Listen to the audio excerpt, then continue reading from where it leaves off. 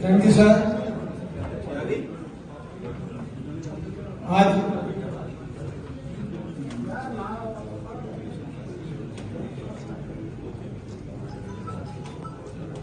सम्मानीय मंच और मेरे सम्मुख बैठे हुए मेरे समाज के मौजूद बंधुओं, माताओं, बहनों, मैं तो एक डेजर्ट जमीन है जिसको रेगिस्तान कहते हैं, वहां से आया हूं, जोधपुर राजस्थान से। और एक ऐसे बंधुत्व का भाव प्रोफेसर राजकुमार जी ने हम लोगों के बीच में पैदा किया कि मैं आपके बीच में आया। मैं भी आपके जैसा साधारण आदमी हूं। मैं जोधपुर विश्वविद्यालय, जिसको जयनारायण व्यास विश्वविद्यालय कहते हैं, इसमें असिस्टेंट प्रोफेसर कुछ समय के लिए रहा, मनोविज्ञान का। उसके बाद में मैं बैंक में चला गया और फिर जिस समाज से मैं, एक समाज से मैं आता हूँ, उसका मैंने स्टडी किया। और वो स्टडी मैंने उन ग्रंथों से किया जो मूल ग्रंथ कहे जाते हैं। उसके लिए मैंने संस्कृत का अध्ययन किया। 6ठी क्लास से लेकर ग्रेजुएशन तक मेरे संस्कृत रहा। मैंने उसके अलावा दर्शन का भी अध्ययन किया, समाजशास्त्र किया, राजनीति का किया। इन सब चीजों को देखने के बाद में ये चीज सामने आई कि जो मेघ जाति है वो हकीकत में है क्या?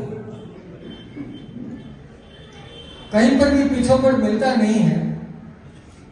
तो जब जनरल कनिंघम को 1862 के अंदर उसने एक रिपोर्ट पब्लिश किया, वो जब मेरे हाथ में लगी तो उसमें एक बहुत बड़ा सूत्र मिला। और जनरल कनिंघम ने कहा कि जो प्राचीन विश्व का इतिहास है, भारत का ही नहीं, दुनिया का जो इतिहास है, उसके अंदर मेघों का नाम मिलता है। और इधर जम्मू कश्मीर वगैरह, हड़प्पा वगैरह कनिंघम गए थे तो वहां पर भी मेघों की बस्तियां उन्होंने देखी, तो उनका इस समय भी मिलता है। लेकिन बीच में कहीं पर भी इनका इतिहास नहीं मिलता। तो सूत्र को पढ़ने के बाद में और दूसरी चीजों को देखने के बाद में जो चीज सामने आई वो ये है कि जो सिंधु नदी है, इस सिंधु नदी का नामकरण ऋग्वेद के अंदर पहली बार आता है। और ये कहा जाता है कि जो ऋग्वेद के लिखने वाले सृजन करता है उनको वैदिक आर्य कहते हैं, वैदिक धर्म का प्रचार किया। ये लोग जब यहाँ पे आए तो नदी तो यहाँ पे पहले ही थी। ऐसा तो है कि नदी जो है बाद में आई, नदी यहाँ पर बह रही थी। तो इस नदी का प्राचीन नाम क्या था? क्या जो वेद के रचनाकार आए या वेदों की रचना की, उससे पहले भी इस नदी का कोई नाम था? तो जनरल कनिंघम ने, दूसरे लोगों ने जो उस नदी का नामकरण बताया हमको, जो लैटिन भाषा के अंदर, जो यूनान के अंदर प्रचलित है, उसका नाम है मेगारसस। सस का मतलब वहां पे पानी या नदी होता है, और मेगार का मतलब होता है मेघों की। तो मेघों की नदी सिंधु नदी का प्राचीन नाम है।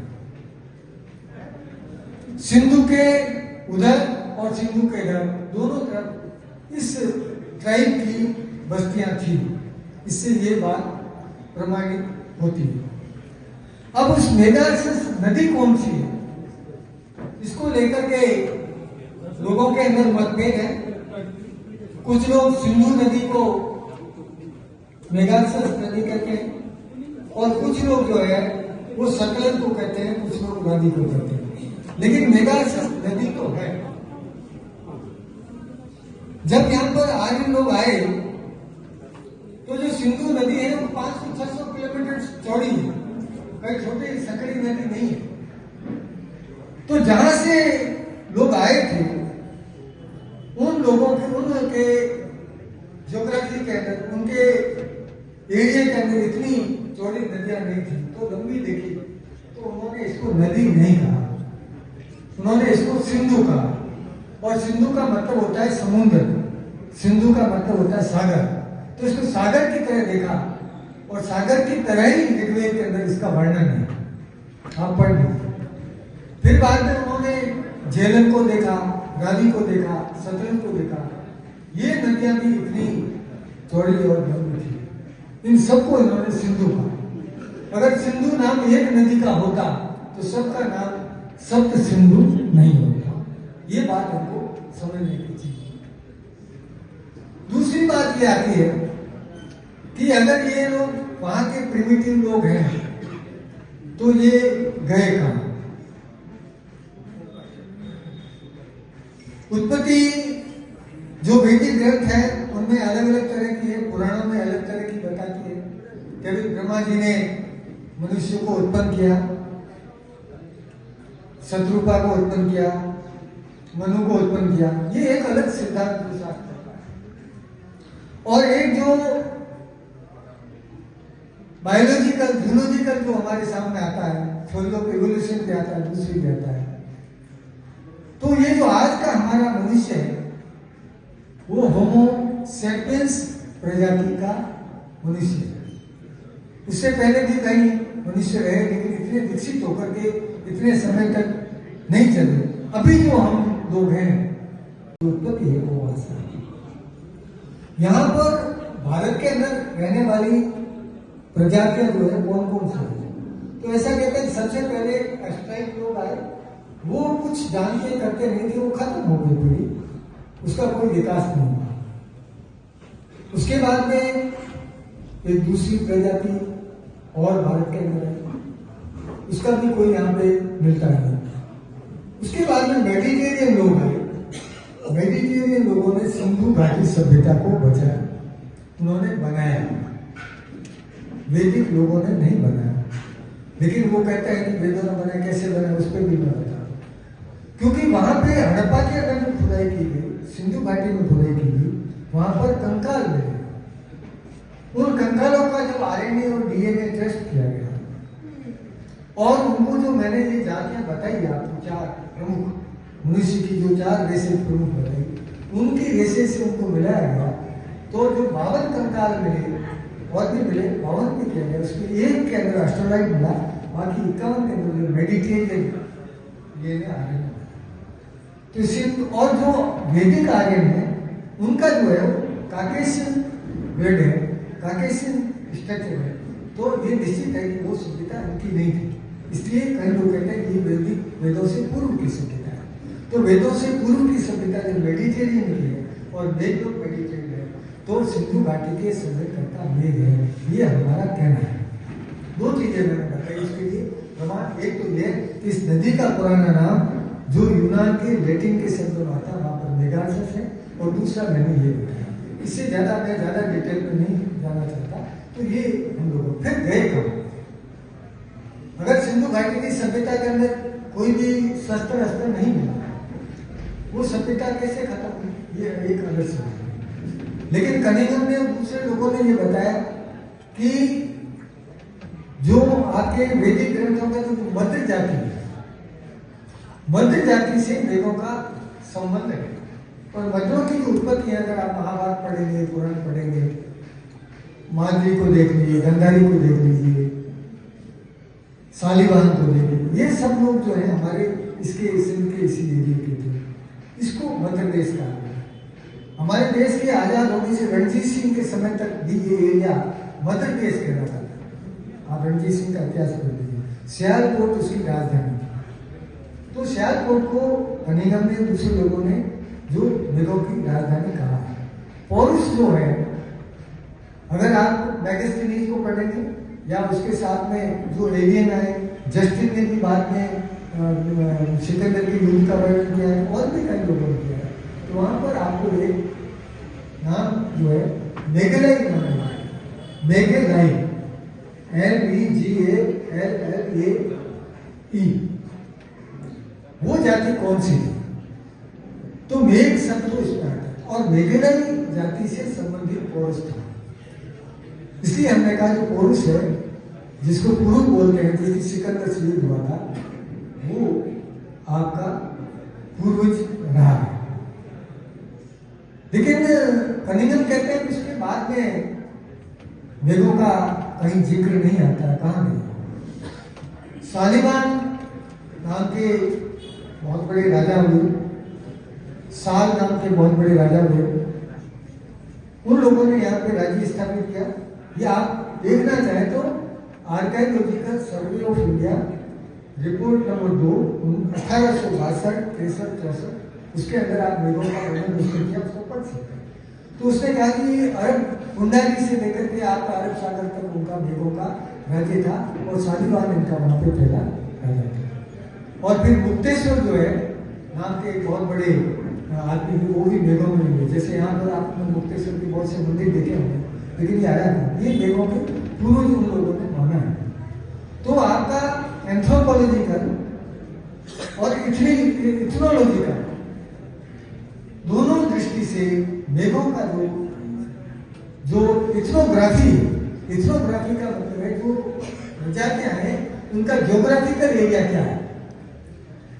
जैसे जो भी अफ्रीकन क्या हो तो जी नहीं सकते, तो जो मेडिटेरियन मेघ कंपनी है उनका ज्योग्राफिकल एरिया जो है आपका अफगानिस्तान से इकट्ठा, सिंधु से इकट्ठा और मारवाड़ में आपका अजमेर तक का एरिया, और ईरानी लोग बाद में कनिंगन में और बाकी इतिहास में पढ़ेंगे तो मेघों को पूरा नहीं दिखा है। विश्व के इतिहास में, दुनिया के इतिहास में दो तरह के ज्योग्राफिकल डिवीजन करते हैं। तो एक को ईरान कहते हैं, एक को तुरान कहते हैं। जो ईरान, वर्तमान ईरान है, इसके एरिया में रहने वाला को ईरानी कहते हैं, इसलिए आर्यों को इंडो ईरानी बोलते हैं।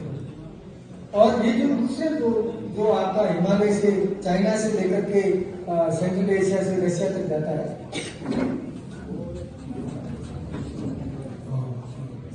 तो उसको जो है वो कहते हैं।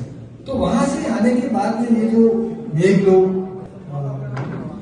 पठानकोट में आए, पठानकोट का यहाँ पर किला था, पठानकोट में उदुपर शाखा जो लोग थी, उन लोगों ने लंबे समय तक यहाँ रहा।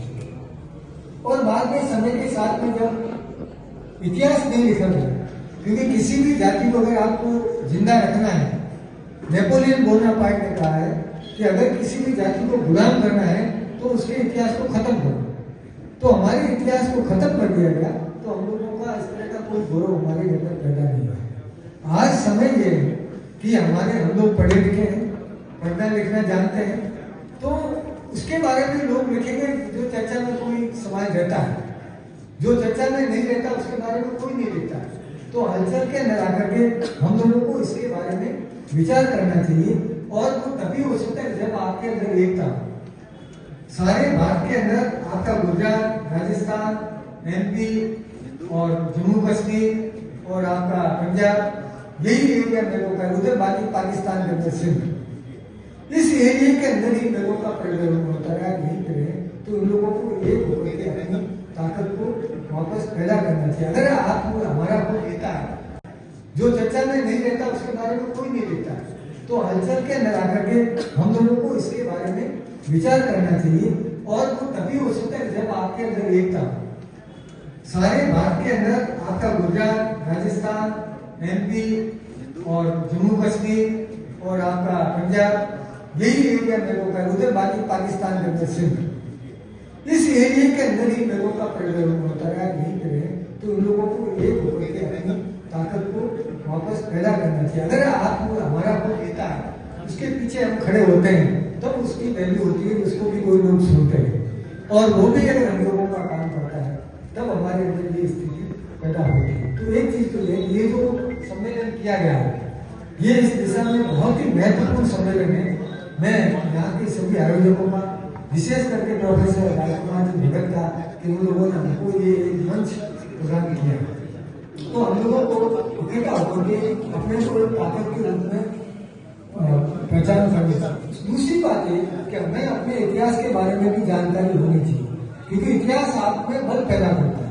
हमको अपने दादे परदादा का भी मालूम नहीं होता है, और आज इतिहास के बल पे नहीं दूसरी जातियां जो अपने को गौरवान्वित करती है। तो इतना बड़ा इतिहास है, कोई उसी पर ध्यान नहीं देता है। तो उसके बारे में हमको विचार करना चाहिए। हमारा जो इतिहास प्रभावित होता हुआ आ रहा है, जैसा हमारे को रोशनलाल जी भगत ने बताया, भगवान बुद्ध से लेकर के कबीर साहब, और कबीर साहब से लेकर के अंतर्देव बाबा साहब से लेकर के विचारधारा आ रही। तो उस विचारधारा पे चल करके हम सब लोग ये होकर के हमारे इतिहास के उज्जवल पक्ष को बढ़ाया जा सकता है।